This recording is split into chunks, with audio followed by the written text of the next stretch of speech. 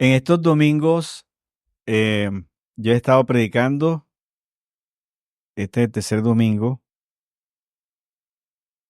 y el enfoque ha sido viendo algunas facetas de Jesús en el evangelio, en los evangelios.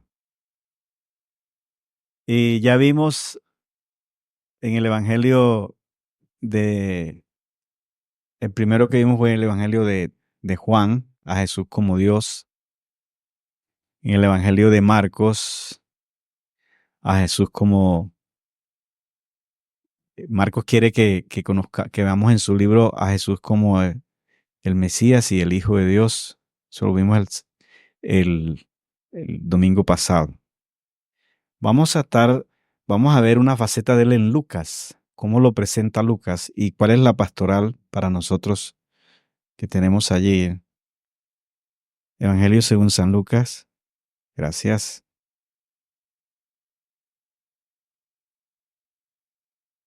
Este evangelio comienza poco diferente a los demás.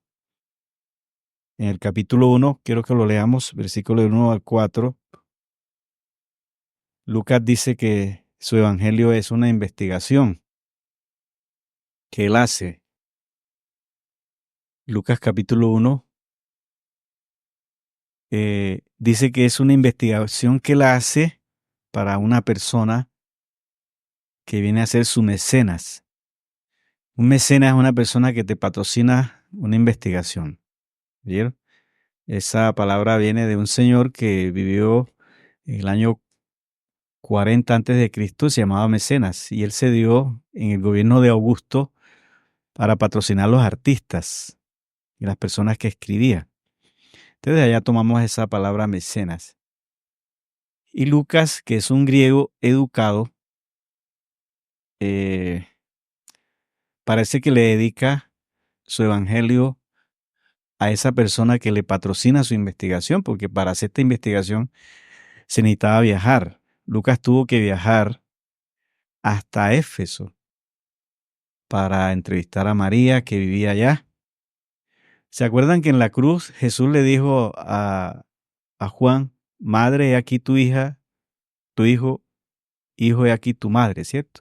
Y él la recibió, dice el texto que la recibió. O sea, como Jesús se iba, le dejó encargado a su mamá.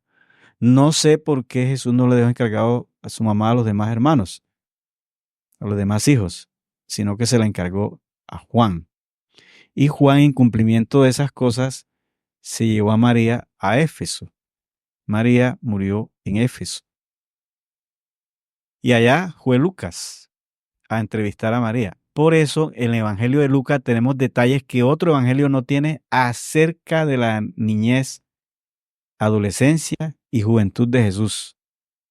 Él es el único que nos narra aspectos de la vida de Jesús desde su concepción en el vientre, porque todos esos relatos se los hace María. ¿Por qué Lucas hace esto? Porque Lucas va a presentar en su libro a Jesús como el Hijo del Hombre. El Hijo del Hombre.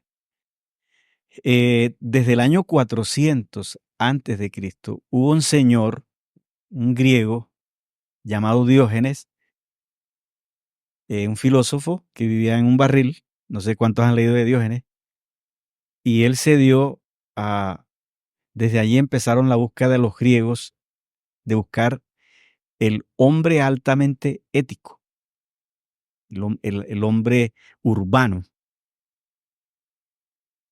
el hombre de la polis, el hombre elegante, el hombre que fuese capaz de controlar sus propios impulsos.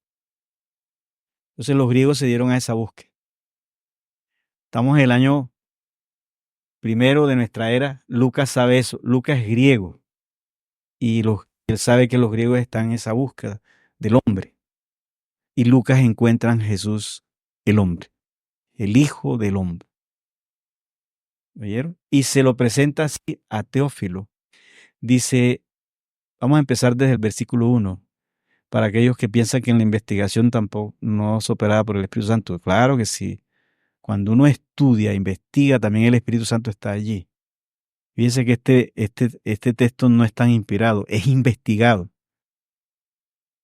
Dice, puesto que ya muchos han tratado de poner en orden la historia de las cosas que entre nosotros han sido ciertísimas, la historia, tal como nos las enseñaron los que desde el principio lo vieron con sus ojos y fueron ministros de la palabra. Esa es la tradición de la iglesia, porque Lucas se escribe 40 años después que Cristo se va. Lucas se escribe por allá en el año 70. Jesús estuvo hasta el año 30. 40 años. Eso es mucho tiempo. Ahora, ¿quién mantiene toda esa historia? La tradición de la iglesia, la tradición oral. ¿Vieron? Entonces, Lucas recibe de la tradición oral toda la información de los que oyeron y vieron. Y entonces la redacta. Y ese es el Evangelio de Lucas. Entonces, todos los evangelios tienen esta realidad. Historia real, lo que pasó en el año 33. Tradición, lo que se conserva desde el año 33 hasta el año que se redacta el Evangelio. Y la redacción. Todos los evangelios tienen esa forma, ¿oyeron? Por eso es importante también que la iglesia lo que escucha lo conserve. Lo escuche, lo conserve para que lo pueda compartir con otros. Por eso tenemos la redacción de este evangelio, porque dice, los que estuvieron allí, los que fueron ministros, los que oyeron, los que vieron a Jesús, los que lo escucharon. De eso es que Lucas toma y redacta, porque Lucas no fue discípulo de Jesús. Lucas pertenece a la segunda generación de cristianos. Entonces, él le viene la información, por otro lado, por María, le viene la información por otros, porque él fue compañero de Pablo, pero Pablo no estuvo tampoco con Jesús. Y entonces él lo dice allí, que él lo ha investigado, seguimos. Me ha parecido también a mí, después de haber investigado, después de haber ¿qué? Después de haber investigado, averiguado, con diligencia todas las cosas desde su origen, escribírtelas por orden, oh excelentísimo Teófilo. Teófilo es un griego también, porque ese nombre es griego. Teo, que es Dios, y filo, que ellos manejaban ese filo que es amor, o sea, amor a Dios. Teófilo. Seguimos, mire para qué le escribe. Para que conozcas bien la verdad de las cosas en las cuales has sido, ¿qué? Instruido. Para que las conozcas bien. Y eso es lo que se llama el discipulado. El discipulado. Entonces, Lucas en su evangelio le va a presentar a Teófilo y a nosotros que estamos atrás. Dice que los discípulos hablaron tan duro al auditorio para que los que estábamos atrás escucharan, después de 2000 años. Para nosotros también. Entonces, porque la historia bíblica es una historia escatológica, ¿oyeron? Es diferente a la historia normal. La historia normal es arqueología, se queda en el pasado. La historia bíblica no es arqueología. La historia bíblica es escatológica. Lo que se escribió ayer sirve para nosotros hoy. ¿Están de acuerdo con eso? Con eso es que somos educados, porque la Biblia mira hacia el futuro, hacia nosotros. Y por eso ustedes están sentados aquí, para ver qué fue lo que se le dijo a Teófilo que también se nos dice a nosotros hoy. Ahora, si Lucas va a presentar a Jesús como un hombre normal a nosotros. Interesante, ¿no? Que lo va a presentar. Lucas es el que más desmistifica a Jesús para presentárnoslo como ser humano. Y ustedes lo van a ver que él va a hablar de Jesús como un ser humano normal. Incluso Lucas presenta a Jesús y todo lo que hace Jesús no como Dios, sino como un ser humano. Para Lucas, para Lucas, Cristo nunca hizo nada como Dios. Al contrario de Juan. Cuando yo les hablé aquí de Juan, Juan lo presenta como ¿qué? Como Dios, ¿cierto? Y se dan las pruebas. Aquí lo estamos presentando como mero ser humano. Y ahora vamos a ver cómo fue que Jesús hizo los milagros y conoció a la samaritana y por qué resucitó a los muertos. Allá en Juan encontramos que él resucitaba a los muertos porque tenía aceidad, un atributo.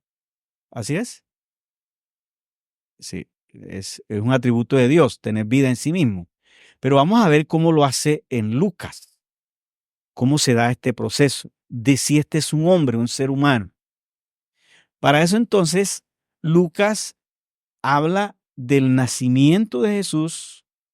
Es el único evangelio que dedica 153 versículos a la infancia de Jesús, en su recorrido, su libro, y conecta a Jesús con el pasado, con el Antiguo Testamento, y vemos a Lucas hablando de la concepción de Jesús en el vientre de María, vemos a Lucas hablando de Jesús en su nacimiento, vemos a Lucas hablando de Jesús en su adolescencia, cuando se va a Jerusalén y se pierde.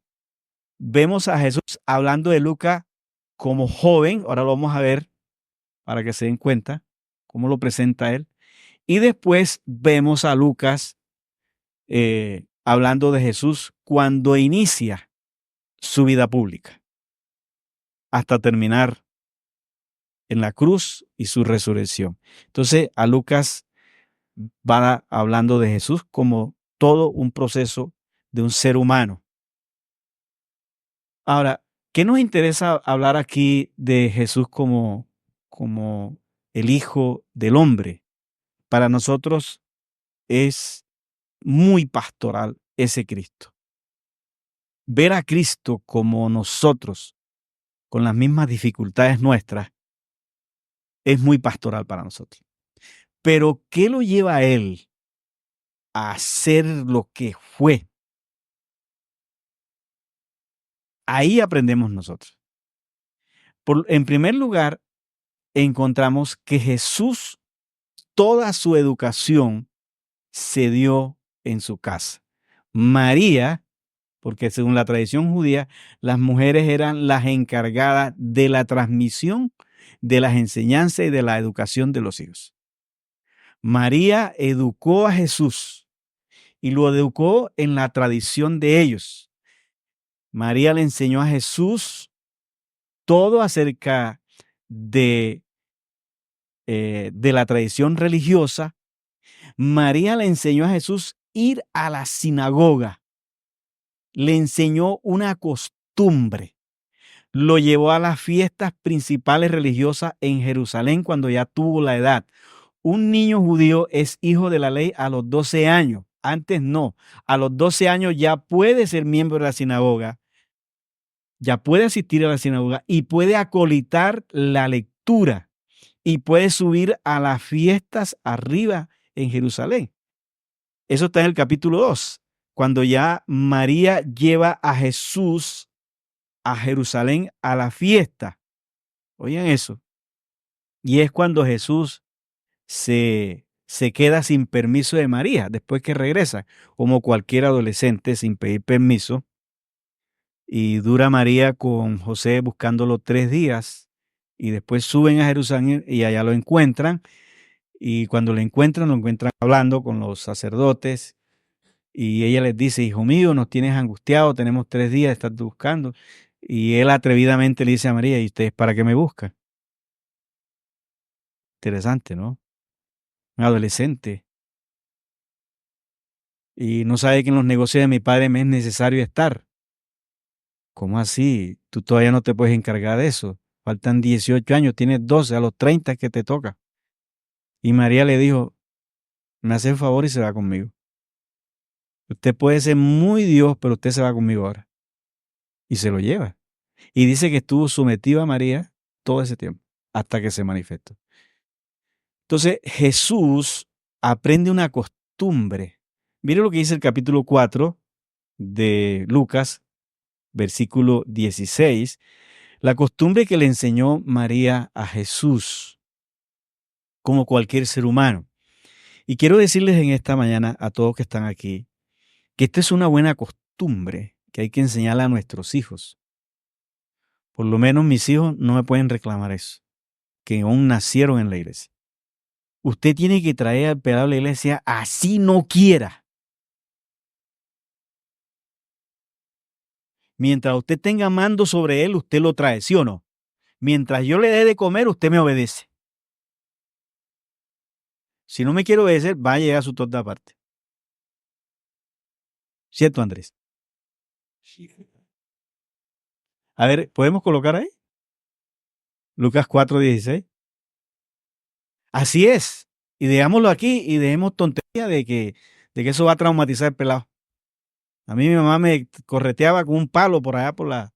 Eso a mí no me traumatizó. Al contrario, me educó. ¿Vieron? No, que era el peladito, que cualquier cosa, que si lo grita, el pelado se pone nervioso. Que se ponga nervioso. Vino a Nazaret, donde se había qué. ¿Dónde se crió Jesús? Ahí con sus padres. Él tuvo 4 hermanas y 4 hermanos. Yo me imagino que se agarraba con ellos, ¿no? Y que hermano no se agarra con el otro, ¿cierto, Nati? Te agarras con, con tu hermano, ¿cierto? Dice, vino a Nazaret donde se había criado. Y en el día de reposo entró en la sinagoga. ¿Conforme a qué? Jesús tenía la costumbre de ir ¿a dónde? A la sinagoga. Los sábados. Todos los sábados Jesús marcaba tarjeta en la sinagoga. Y eso es bueno. Y Jesús, su formación espiritual antes de salir al ministerio público, se formó en la sinagoga, escuchando todos los sábados. Y qué bueno que están ustedes aquí sentados, todos los domingos. ¿Estamos de acuerdo? Aquí es que se forma la vida espiritual de los adolescentes, de los jóvenes. Por eso a mí casi no me gusta que saquen los adolescentes. Gracias a Dios no están hoy, que no me caen encima. Porque Jesús desde los 12 años estaba en la sinagoga, escuchando. Yo recuerdo que Marquito tenía 8 años, nosotros teníamos la escuela dominical aparte por allá, sacaban los niños, se llevaban y tenía Marco, y 8 años, y después veo a Marco sentado acá adelante y yo, ¿y por qué te viniste? Y dice, es que quiero escuchar una palabra fresca. Ya todo eso me lo sé. Y yo, bueno, quédate ahí, aquí hay libertad de culto, no te preocupes. Y uno cree que los muchachos no cogen, pelados cogen. A esa edad es para coger, para entender. Entonces, Jesús, como ser humano, adquiere una costumbre de ir los sábados a la sinagoga a escuchar. Ahora, mire lo que dice el versículo 22, allí mismo, ¿viste? ¿Me hace el favor? Ese mismo capítulo. Mire lo que dice el versículo 22 de Jesús. Y todos, ¿qué hacían? ¿Qué tenía Jesús como joven en la congregación? ¿Tenía qué? Buen testimonio. Jesús en la congregación tenía buen testimonio. Gozaba de una buena reputación ya como joven. Y era un muchacho que iba a la sinagoga y se congregaba. Entonces, como ser humano, Jesús también aprende y el entorno donde él crece espiritualmente es la sinagoga. Y quiero decirles en esta mañana a ustedes que la iglesia es una extensión de la sinagoga. ¿Oye? Nosotros tenemos el mismo modelo sinagogal en el culto. Esto lo heredamos de la sinagoga, porque la iglesia nació en el seno del judaísmo. Y toda nuestra forma y todo es sinagogal. Así que ustedes, mis hermanos, que tienen hijos o que tienen nietos, tráiganlos a la iglesia, que es bueno. Crear en el muchacho una buena costumbre. Y María le inculcó a Jesús, como ser humano, una costumbre. Y Jesús creció allí. Y lo más lindo de Jesús es que Jesús, desde los 12 años que se sentaba en la sinagoga hasta los 30, ¿cuántos años son? 18 años sentado, escuchando a los fariseos y a los escribas. Y Jesús conocía toda la verdad, pero nunca osó, no se conoce desde que Jesús algún día levantara la mano para decirle al predicador, usted está equivocado. Y eso es humildad. Yo le digo a los pastores donde voy, yo digo, en su iglesia puede haber doctores, aquí hay de todo, está magistrados y todo aquí sentados, me están oyendo. Ellos son profesionales en su área. Aquí hay empresarios, todo eso, aquí hasta mañana. Ustedes son profesionales en su área. Profesional de la palabra aquí soy yo. Y así sea un pastor campesino y el que esté sentado allí, puede ser lo que sea, pero él es la persona que Dios ha puesto. El médico es médico. Está bien, siéntese ahí. Y yo le digo a los pastores, usted es el pastor. A usted le dieron la autoridad y usted es el que sabe de la Biblia. Y los pastores, oye, ¿verdad que sí? ¿Verdad que sí? Es que esa es la verdad. Entonces, Jesús se sentó allí 18 años, sentado escuchando. Imagínense, uno en 18 años hace un doctorado, ¿cierto? Pasa más todavía. Entonces, Jesús, como cualquier ser humano, es asistente a la sinagoga. Tiene la humildad. Y yo les digo a ustedes, por favor, no pierdan la costumbre de venir el domingo. No pierdan la costumbre. Esto es una tradición de la iglesia y esa tradición es importante para ustedes. Dios, en la Biblia dice que 6 días trabajarás y uno que reposarás. O sea, Dios te dio el privilegio de coger 6 días para ti y te pide nada más ¿cuánto? Uno solo. Lo mismo con el diezmo. Con el diezmo. Te deja coger el 90% y te pide solamente ¿qué? El 10. Y hay unos hermanos que creen que ese 10 los va a arruinar. Al contrario, esa es la semilla que queda porque lo demás te lo gastas. Entonces, Dios no te está pidiendo más allá. Y Él sí te da todo. ¿Cuántos lo creen? Nosotros debemos ser agradecidos con Él. ¿Trabajaste 6 días? Vente para la iglesia a darle gracias al Señor, a cantarle, a traer del fruto de lo que Él te dio, a escuchar su palabra. Eso hacía Jesús. Jesús sábado a sábado, sentadito ahí. Y era Jesús. Ahora Marcos Díaz. Y ese era Jesús. ¿Qué más? Jesús tenía su vida devocional normal. La Biblia habla de que él se levantaba muy temprano, a las 5, y se retiraba a orar. Jesús conocía las escrituras porque las aprendió. Jesús entonces conservaba una vida devocional y también conservaba una vida religiosa como cualquier ser humano. Iba al templo, iba a la sinagoga, acudía a las fiestas en Jerusalén y cumplía, porque esa era su vida espiritual. Y la vida espiritual hay que cuidarla tanto como la vida profesional y la vida laboral. ¿Oyeron? La vida espiritual. Hay que cuidarla, hay que conservarla, hay que invertir en ella. Cuando Pablo dice, añadid a vuestra fe, ahí la palabra añadir es la misma palabra para hablar de patrocinar. Y lo que Pedro está diciendo es, patrocina, auspicia tu fe, págale el pasaje a tu fe para que vaya el domingo. Un patrocinador. Yo soy un patrocinador de mi fe. Yo invierto en mi fe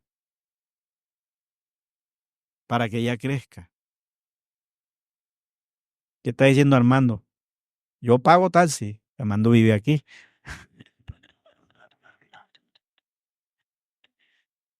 Pero hay gente que puede vivir aquí y no bajar a Cristo, ¿cierto? Manda un diácono que lo empuje allá arriba para que venga para acá abajo. Hay algo interesante y es que Jesús, como cualquier ser humano, pasa también por el bautismo. En el capítulo 3 se nos narra el bautismo de Jesús. ¿Oyeron? Para aquellos que de pronto dicen, no, pero eso no es necesario bautizarse tampoco, eso no es necesario. Jesús pasó por el bautismo como cualquier ser humano. ¿Y quién lo bautizó? Juan el Bautista, ¿cierto? Juan el Bautista lo bautizó.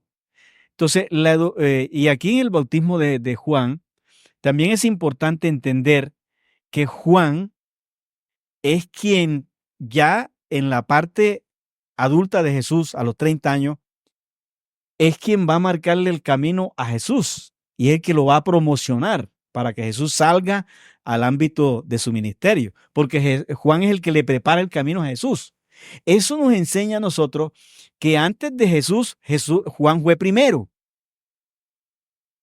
Y eso lo podemos ver ahí en los evangelios. Juan es primero que Jesús. A Jesús nadie lo conocía. A Juan lo conocían. Juan era reconocido profeta cuando Jesús todavía no lo conocía a nadie. Era el hijo de María, del carpintero, nada más. Pero ¿quién promociona a Jesús? Juan, cuando le dice a Israel, he aquí el Cordero de Dios que quita el pecado del mundo. Y ahí lo está promocionando Juan. Y después Juan le cede unos discípulos, entre ellos está Andrés, para que Jesús empiece su ministerio. Inclusive los discípulos de Juan se ponen celosos porque dice, mira, aquel de que tú bautizaste ahora está bautizando más que tú. Y Juan dice, hombre, yo me alegro porque es necesario que él crezca y que yo ¿qué? Mengüe. O sea, yo me vaya apartando. Entonces Jesús va tomando el lugar y Jesús empieza a ser primero y Juan segundo. Pero primero es Juan. Y esos son los procesos que a veces tenemos también. Yo, por ejemplo, yo muchas veces he sido primero y me ha tocado después ser segundo. Y creo que cuando llegue el momento, ahora soy primero aquí. Y algunos de ustedes que son segundos podrán llegar a ser primero y yo segundo después. Y espero que cuando yo sea segundo, el que salga de aquí, el que sea primero aquí, salga aquí a la iglesia. ¿Ustedes lo creen? Que no venga nadie de afuera a tomar la iglesia.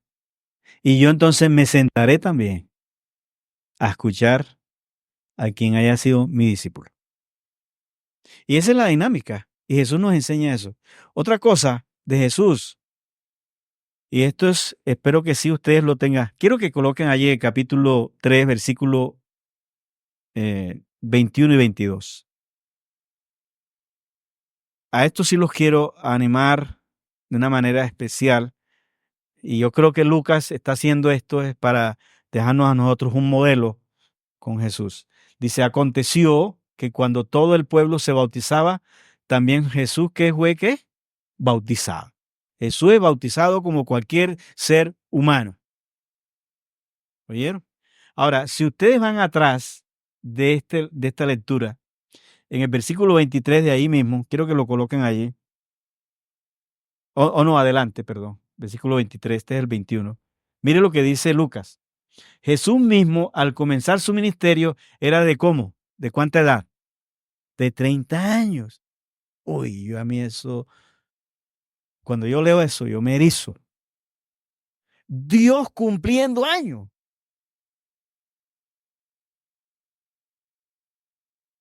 Dios no cumple años. Pero es una cosa para mí espantosa, ¿no? ¿Cómo Lucas se atreve a tasarle la edad a alguien que es eterno? Pero está vuelto hombre. Y eso es humillante. Y lo mete en una lista de mortales. Ahí sigue la lista después hacia abajo, hasta llegar a Adán.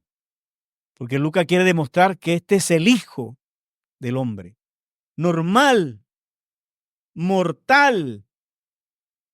La muerte de Cristo nos dice que Él era humano. Su resurrección nos dice que es divino. Y aquí le tasan la edad. 30 años. Y según se creía, ¿hijo de quién? Jesús fue adoptado. Ese no era su padre.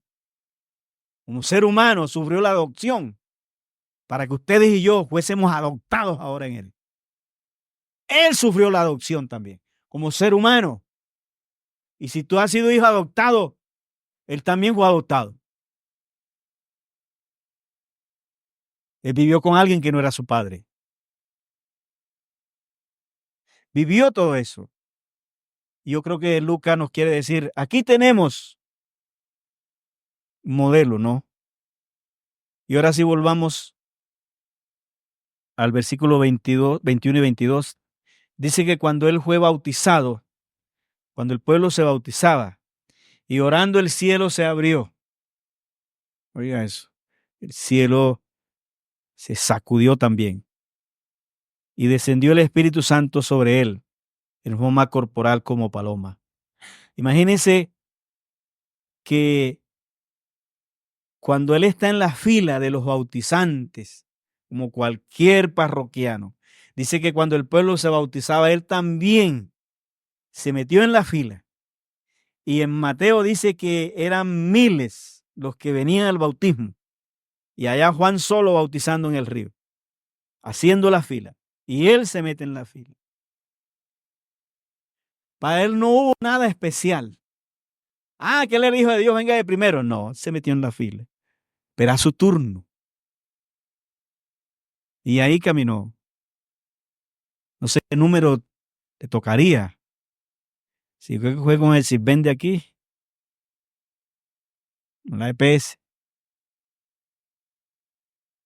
Imagínense, Dios haciendo fila.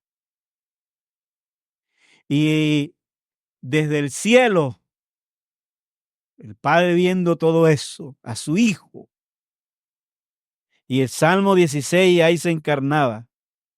El Salmo 16,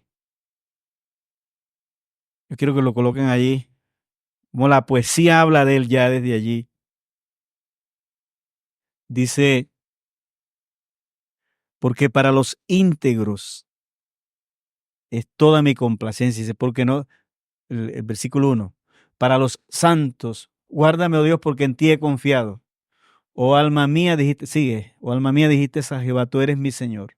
No hay para mí bien fuera de ti. Y mire lo que dice de él ahora, para los santos que están en la tierra y para los íntegros. ¿Es toda qué? Mi complacencia. Cuando lo ve allí en la fila, el cielo se abre y el Padre dice, este es mi Hijo amado. O sea, está humillado, ¿cierto? Entonces dice, en ti, este es mi Hijo amado en cual tengo toda qué? Complacencia. Porque Jesús, desde su niñez, su juventud, su adolescencia, su juventud, conservó una vida que aquí el Padre ahora dice, este me ha complacido hasta aquí. Jesús apenas va a empezar su ministerio público. Ahora, como Jesús está hecho hombre, está hecho ser humano, pues como lo dice Pablo en Filipenses, que él quedó en condición de hombre, dice Pablo en Filipenses capítulo 2, versículo 6, dice, el cual siendo en forma de Dios, forma, morfo, ícono, lo mismo, dice, no estimó el ser igual a Dios, oiga, como cosa que aferrarse, sino que se despojó a sí mismo, tomando forma de siervo, hecho semejante a los hombres. Y luego dice, y estando en la condición de hombre, ¿en qué condición quedó Dios en Cristo? En condición de hombre. ¿Qué es un hombre? Mírese usted, ¿qué es un hombre? ¿Usted sabe lo que va a pasar mañana? No. ¿Usted es omnipresente? No. ¿Usted es omnisapiente? No. ¿Usted es todopoderoso? No. Así quedó Cristo. El Dios todopoderoso, el Dios omnipresente, ya no. Ahora está reducido a un ser humano. Ya no es omnipresente, ya no es omnisapiente, ya no es todopoderoso, no puede con la cruz, no lo sabe todo. Pregunta más de 36 cosas en los evangelios, porque no las sabe. Está hecho hombre, condición de hombre. Eso es lo que se llama la kenosis. Esa palabra se utiliza única vez ahí en Filipenses, capítulo 2, versículo 6 dice, y estando en la condición de hombre, se humilló, haciéndose obediente hasta la muerte y muerte de cruz, por lo cual Dios le dio un nombre sobre todo nombre, para que en el nombre de Jesús se doble toda rodilla, de los que están en los cielos, debajo de la tierra, si hay ovnis, todo el mundo a ponerse de rodillas ante el Señor. ¿Oyeron? Si hay extraterrestres, también. Así que ya la Biblia habló de eso. Dice los que están en la tierra, los que están encima de la tierra, los que están debajo de la tierra. Dice, se deben poner de rodillas. Si alguno aquí cree en los ovnis, ahí lo tiene. De rodillas. Todo el mundo de rodillas. Ante la majestad de aquel que se humilló. Jesús en su humillación.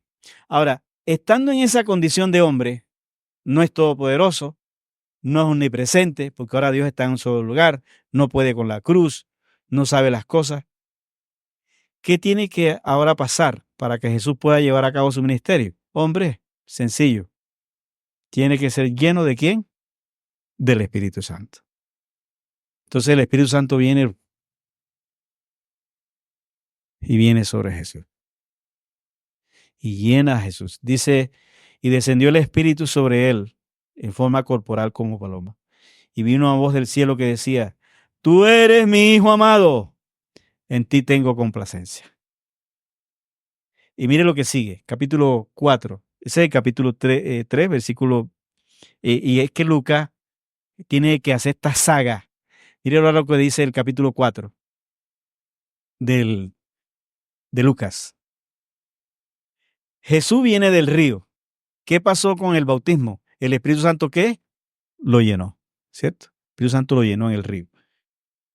Ahora el capítulo 4. Jesús vino lleno del Espíritu Santo. ¿Volvió de dónde? ¿Cómo volvió del Jordán? ¿Lleno de qué? Del Espíritu Santo, como ser humano. Yo les pregunto en esta mañana a ustedes, ¿cómo les ha ido a ustedes con el Espíritu Santo?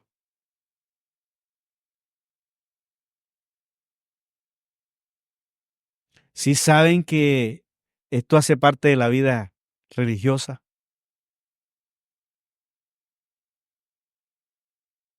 Y esto es lo que le va a dar sentido a la vida de Jesús, a pesar de que es el Hijo de Dios. Ahora el Espíritu lo trae lleno. ¿Y qué más hace el Espíritu? Y fue llevado por el Espíritu al desierto. Ahora el Espíritu lo controla. Y el Espíritu lo lleva al desierto para ser tentado. Ahora mire lo que dice el versículo 14 de ahí, de ese capítulo. Y Jesús volvió en el poder ¿de qué? ¿De dónde volvió en el poder del Espíritu? Del desierto. Del río regresa lleno. después del bautismo, de la tentación regrese en el poder del Espíritu. Yo les pregunto a los que estamos aquí sentados, ¿cómo regresamos nosotros de nuestras tentaciones? Y este es un modelo humano. ¿Cómo regresamos nosotros de nuestras propias tentaciones? Esa es una buena pregunta. ¿Y qué más dice? Versículo 18 de ese mismo capítulo. El Espíritu del Señor está sobre mí. Oiga eso. La idea ahí es el jinete sobre el caballo. O sea, ¿quién controla a quién? ¿Quién controla? El jinete. ¿A quién? Al caballo. Pero necesitamos que el caballo sea brioso. Jesús nunca perdió el brío, porque un caballo que no sea brioso es un táparo viejo ahí que no sirve. Se necesita que el caballo sea brioso para que el que está encima lo controle, lo lleve. Jesús nunca fue un idiota. Manso era, pero no idiota. Eso es diferente. Jesús nunca perdió el brío. Cuando había que hablar enérgicamente lo hacía. Paró un día y dijo, escribas y fariseos, sepulcros blanqueados, generación de víbora. Los insultó ahí. ¿Cree que Jesús era? No, que él era manso, que él se dejaba. Cuando había que responder, respondía. Y él era el hombre más manso. Pero aquí la mansedumbre se las voy a enseñar. ¿Cuándo se es manso? Aunque sea fuerte a veces. Se es manso cuando cuando lo atacan a uno. Si a mí me atacan y yo no me defiendo, eso es mansedumbre. Cuando lo atacaban a él, él no se defendía. Pero cuando se metían con los intereses de su padre, era un león. Y cuando se metían con el indefenso, era un león. Esa es la mansedumbre. La mansedumbre no es bajar la cabeza siempre. Cuando hay que defender el derecho del indefenso, hay que defender. La mansedumbre se da es cuando me atacan a mí y yo no me defiendo. Pero cuando van a decir algo de mi esposa, ahí sí me tienen encima. O de mi hijo. ¿De acuerdo? ¿Sí lo entendieron, hermanos? ¿Mansedumbre cómo es?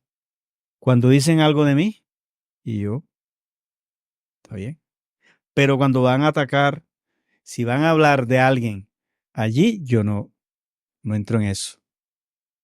O sea, en eso está la mansedumbre. Y Jesús la mostraba. Dice que Jesús, el Espíritu estaba sobre él por cuanto me ha ungido, oiga eso, para dar buenas nuevas a los pobres, me ha enviado. Mire lo que ha hecho el Espíritu. Lo controla, lo ungió y lo envía. O sea, el Espíritu le definió todo a Jesús, lo bautizó, lo llenó, lo revistió de poder, lo ungió y le definió el ministerio. Por eso Jesús conocía a la samaritana, por los dones del Espíritu. Jesús la conoció por los dones del Espíritu. Jesús resucitó los muertos por el poder del Espíritu. Jesús sanó a los enfermos por el poder del Espíritu. ¿Dónde dice eso? Vamos a verlo. Hechos 10:38. Vamos a verlo, para que se den cuenta. Fíjense cómo Lucas escribe 2 tomos, ¿oye? Lucas escribe su evangelio y escribe el libro de los Hechos. Y aquí seguimos en la misma línea de Lucas. Él escribió 2 tomos y todos los escribió para el señor Teófilo. Mire lo que dice aquí. ¿Cómo Dios ungió con el Espíritu Santo a quién? A Jesús, ¿cierto? Con el Espíritu Santo y poder a Jesús de Nazaret. Y anduvo haciendo bienes y sanando a todos los oprimidos del diablo. ¿Por qué? ¿Por qué? Porque Dios estaba con él. No dice porque era Dios, ¿cierto? Sino porque Dios estaba con él. Entonces, Jesús es un hombre lleno del Espíritu Santo. Mis hermanos, y una última cosa. Es la siguiente. En el capítulo 4 está la tentación.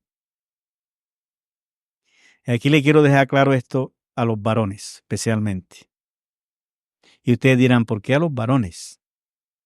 Porque los varones somos más proclives al pecado. Ustedes saben que al hombre lo hicieron de barro natural, normal. A la mujer la hicieron de barro elaborado porque la sacaron de la costilla del hombre. A la mujer no la hicieron del barro directamente. A nosotros sí. Por eso nosotros somos más proclives al pecado. Por eso Jesús no se vistió de mujer sino de hombre, para poner su conducta a prueba en el peor vestido de hombre. Entonces nosotros los hombres somos más proclives. Ahora, la corrupción ha llegado tanto hoy que las mujeres también se han corrompido, igual que los hombres. Y Jesús, cuando va al desierto, dice que fue llevado por el Espíritu para ser tentado, ¿cierto? Yo quisiera que me colocaran Mateo, porque Mateo dice una cosita que Lucas no dice. Y aquí tenemos el modelo de Jesús con respecto a la tentación. Jesús fue llevado para ser tentado y le hicieron 3 propuestas a Jesús. Hicieron 3 propuestas. Y cada propuesta abarca una realidad de la personalidad humana. ¿Vieron? Una realidad física, una realidad emocional y una realidad espiritual. En todas esas 3 áreas Jesús fue tentado. Dice, entonces fue llevado por el Espíritu al desierto. ¿Para qué? Para ser tentado por el diablo. Y mire lo que sigue. Y después de haber ayunado 40 días y 40 noches, tuvo hambre. Oiga eso. Claro, Satanás sabe cuándo puede venir. Seguimos. Tiene hambre. Y vino a él, ¿quién? El tentador. Aquí 2 cositas. ¿Quién lleva a Jesús al desierto para ser tentado? Y estando en el desierto, ¿quién vino a él? Vino a él. Eso es interesante. ¿Por qué? Porque Jesús nunca fue a la tentación. El Espíritu lo lleva y estando en el desierto, el tentador viene a él. Él no estaba en el desierto, como el Espíritu lo llevó para ser tentado. Él no llegó al desierto y dice, bueno, ¿dónde está el que me va a tentar? A ver, ¿dónde está? Tuvo que venir a él. Entonces, aquí está el primer elemento para nosotros. Jesús nunca fue a la tentación. Yo le pregunto a los que estamos aquí, ¿ustedes qué tal?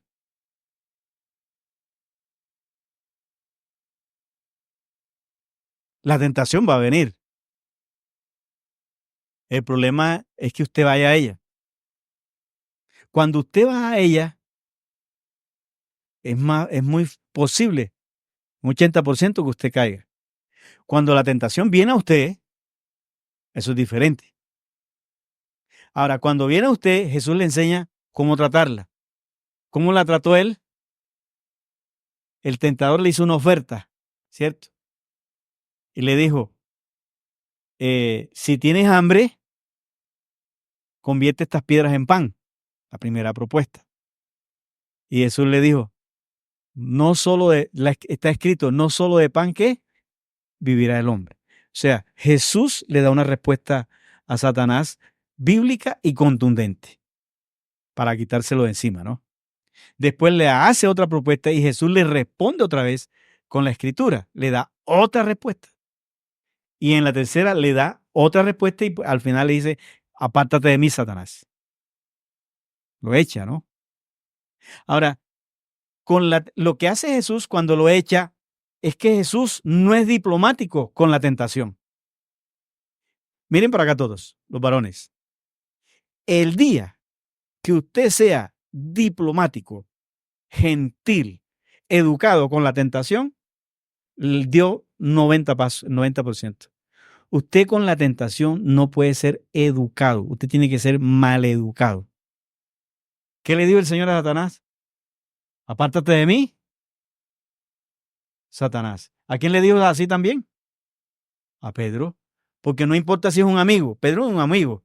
Y cuando lo tentó, también le dijo, apártate de mí, Satanás. Porque es mejor perder un amigo que perder mi relación con Dios. Entonces, si hay una muchacha muy bonita en la oficina, en el trabajo, que le dice, hombre, Nelky, yo te veo bueno.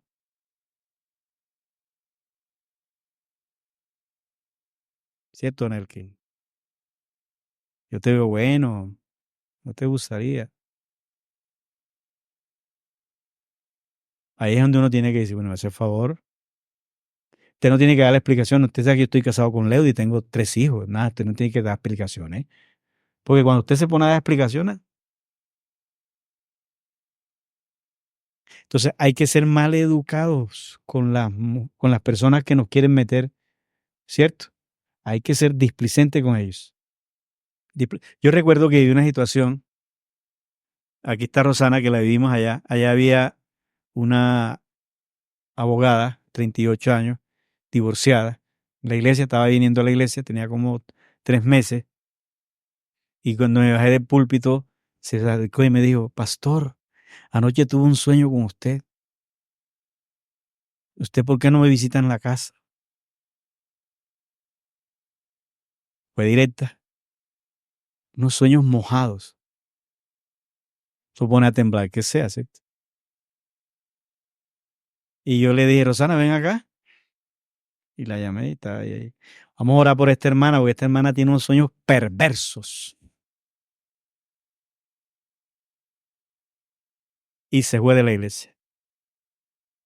Como por allá a los 15 días me la encontré en el centro. Y digo, hermana, ¿usted por qué no iba más a la iglesia? Pues usted es un grosero. Digo, claro, es que usted no fue a la iglesia para verme como el padre espiritual que soy, como el pastor, sino para ver otra cosa. Y eso para mí es peligroso. Porque el día que ando yo desplomado por ahí, la cojo y me voy con usted. ¿Oyó? Mejor no vaya más. No fue más. ¿Estamos de acuerdo, hermanos? ¿Estamos de acuerdo? Digan amén, no digan...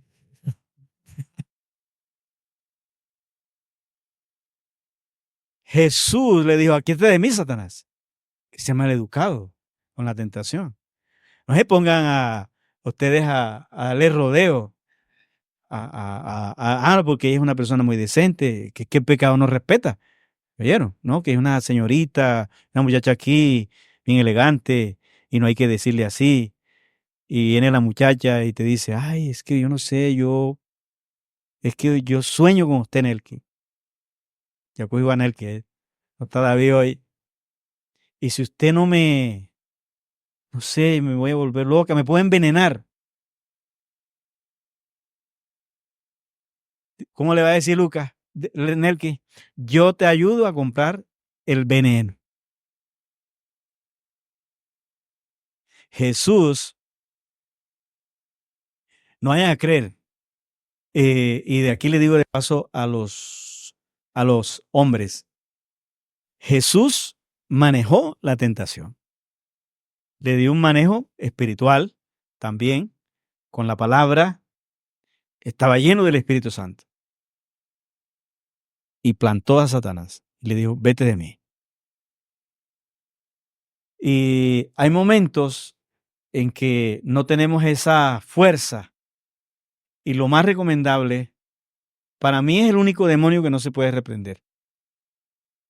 Reprender a una mujer desnuda que te está llamando, eso no lo hagas nunca. No salgas a decirle, te reprendo, porque sales para encima de ella, te reprendo, te reprendo. ¿Qué es lo que dice la Biblia? Huir. Eso no se puede reprender, oyeron. No se pongan a reprender eso. La muchacha, la. Me pasa como un hermano allá recién convertido en la iglesia que yo tenía y dice, pastor, mire, me fui por allá y no resistí la tentación de bailar, pero yo iba, mire, cuando llevaba el paso así le decía, te reprendo, te reprendo, te reprendo. Y ahí está. Pues. Entonces, yo creo que, y termino con esto, que Lucas nos presenta a esta clase de Cristo humano para que nosotros tengamos un modelo. ¿Oyeron?